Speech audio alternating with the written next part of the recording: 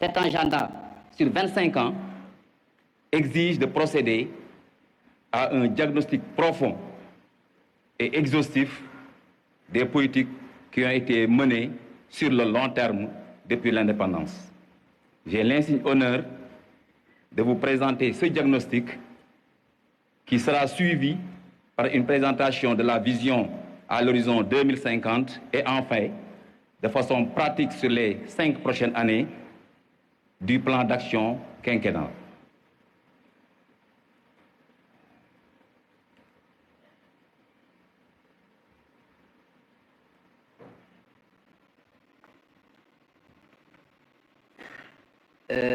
Monsieur le Premier ministre a pratiquement résumé ce qui a caractérisé depuis l'indépendance le Sénégal. Comme il l'a rappelé, avec une hausse du PIB par habitant de seulement 0,4% sur la période, avec une gouvernance qui a bridé le développement, et il l'a rappelé,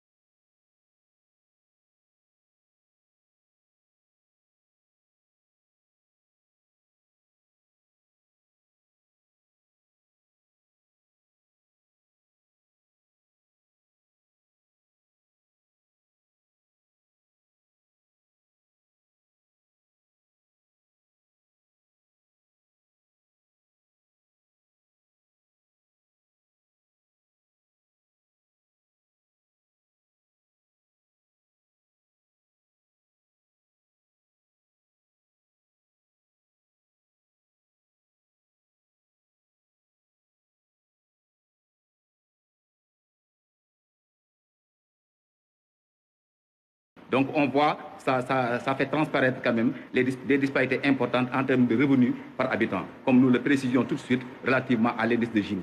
La pauvreté également, à Dakar, elle est relativement faible, 9%, au moment où, au niveau du centre, nous en sommes pratiquement à la moitié, 48%, et pour les 3 régions qui sont à notre droite, nous en sommes à 57%. Donc il y a des disparités criardes et un développement humain véritablement très faible.